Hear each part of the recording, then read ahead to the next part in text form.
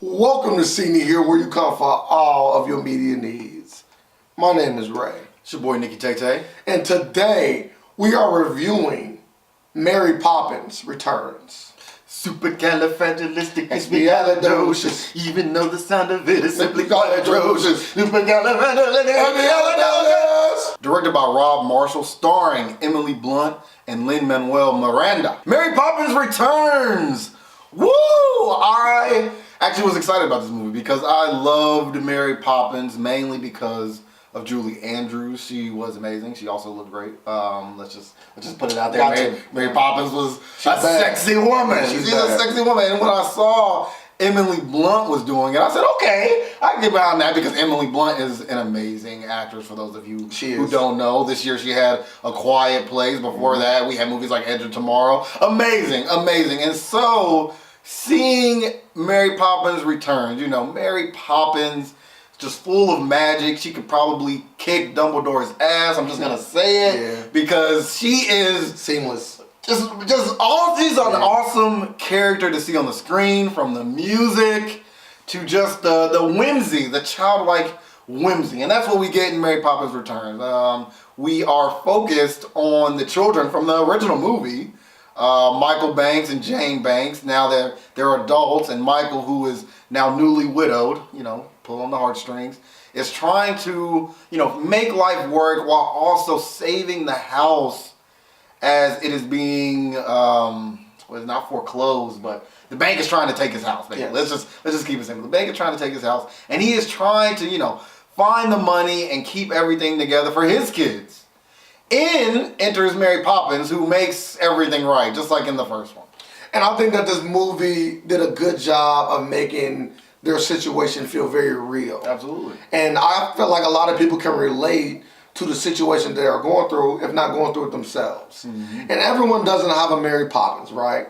But maybe this movie can help you walk through and navigate your also bad situation. Yeah, because at the end of the day, it is looking at the positive things when everything seems to, you know, be crap. And also sometimes just learning to be a kid again, you know, looking at things from a different perspective, either through the eyes of a child or just learning to have fun and just going with the flow. But I think this movie does suffer from not being as good as the original when it comes to the soundtrack. What? I don't believe at all. I wasn't connected to any of these songs outside of maybe one. There was one particular song where she met her cousin that I did enjoy. But outside of that, all of the other songs were just okay. Nothing's gone forever, only out of place. We didn't get any Supercalifragilisticexpialidocious. We didn't get any Just a Spoonful of Sugar. We didn't get any of those caliber songs we still remember to this day. You will not be singing any of those songs from this movie going forward. I will say that the level of the quality of the songs in the first one, it was amazing. Those two songs you named are absolutely amazing. But this movie did have songs that I think this generation will grow to love. And that is the more important thing in this scenario, unfortunately, because nothing can be Supercalifragilisticexpialidocious. Nothing can be A Spoonful of Sugar. But they do have, like you said, some hits in this movie that I think will continue to grow. They even did similar dance numbers. There was a whole scene where they were dancing with penguins, just like the first movie. And I said, oh my God, they brought it back. They were in, you know, a cartoon world, just like the first one. They did things that were very reminiscent of the first film, even having characters, or should I say actors, from the original film, like Dick Van Dyke. Who doesn't love Dick Van Dyke, who played Bert, you know, the chimney sweep, in the first film? It was awesome to see him. They even had Karen Dotrice make an appearance, who played the original Jane Banks. So this film did a lot of things right. It did. It did a lot of things right, down to the acting, down to the story, down to the musical numbers, even though they weren't as great. And then also just capturing the magical essence of Mary Poppins. Emily Blunt was definitely the standout in this movie. Amazing. And it's so hard to fill the shoes of a character like Mary Poppins. Absolutely. And she did it phenomenally. I can commend her acting. I can commend her portrayal of Mary Poppins.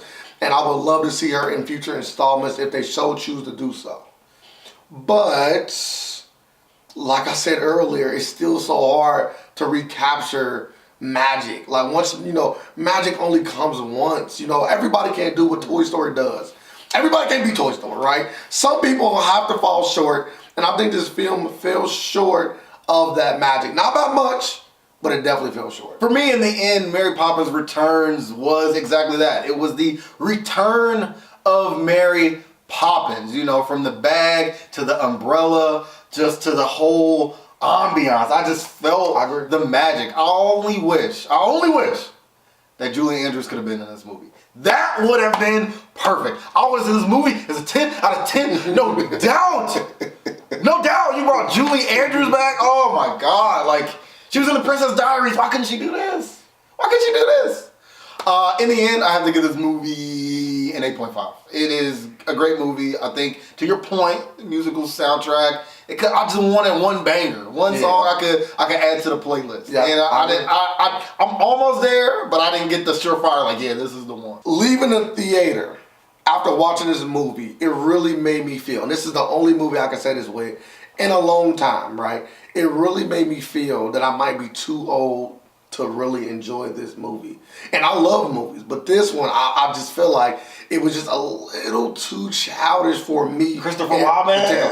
Christopher Robin didn't do that. To me, it had a good mix of both. And I'm not saying that this movie is bad, because it's not. I think that everybody should go out and check it out. But what I would say is, for me, after watching this movie, as good as everything was, outside of the soundtrack, it was kind of weak, but as good as everything was, I will have to give this movie a 7. I think it's really a good movie to watch. I just think I might be a little bit too old to enjoy it as much as others might. That completes the review for Mary Poppins Returns. I'm salty that you didn't like it as much as me. I'm disappointed in Mary. She needs to get it popping. Boy, get it popping, Mary. Get it popping. One time for the one time. As always, make sure you like, comment, and subscribe. Let us know how you felt about Mary Poppins Return. Did it do it for you? Did it not do it for you? Did you also want Julie Andrews in the movie? I know I did. As always, make sure you hit the notification bell to stay up to date with all of our reviewing content. And don't forget, you've seen it here. I'm tap dancing.